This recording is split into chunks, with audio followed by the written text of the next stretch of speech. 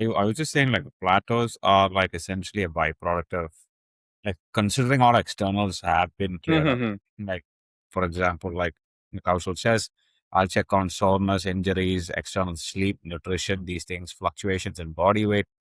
Sometimes a guy will just say, I'm not getting stronger, and then like I got weaker, and then you realize you dropped 8 kilos, and you're like, well, Yeah. you never mentioned that, No shit. right? Yeah.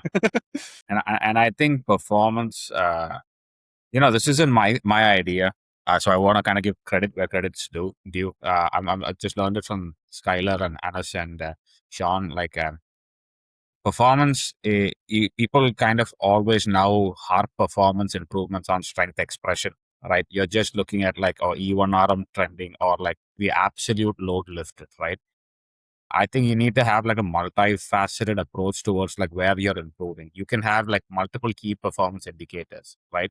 So like a plateau, provided all externals are accounted for, can happen because of what?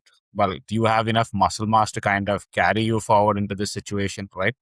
Are you tracking those things? Like, are you like looking at accessory improvements? Are you looking at those things? Okay, you have that thing done. You're looking at, for example, if a certain person has like work capacity related issues, right? So you kind of see the fact that a person may, after a particular like you'll notice like the amount of drop between like their first back off, second back off, third back off is like massive, right? And you're seeing like a reduction in their ability to actually hold and push training, right? Like how is that improving? How is that performing a lot? Then you can look at things like neuromuscular efficiency, right? A guy can, like, for example, finish a block off at 200 kilos, right?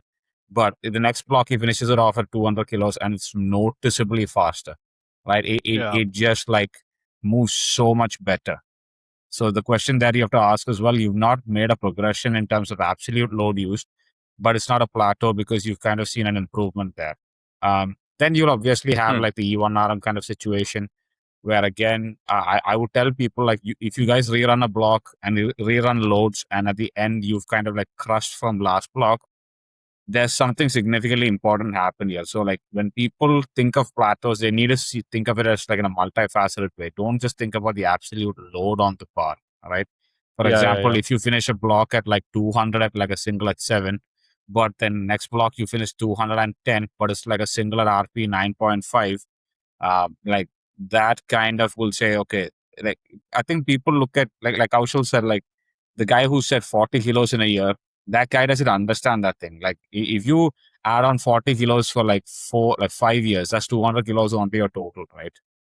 Right? Like, if you're already at like 500, right? It'll be significantly improvement there. So like, in my opinion, like I think you can have multifaceted wins, and I think it's important to look at. My main point here was that you need to find the bottleneck. If everything else is clear, you need to find the bottleneck. Because right? a lot of times you have like self-inflicted plateaus, right? Things like with all the factors that you said.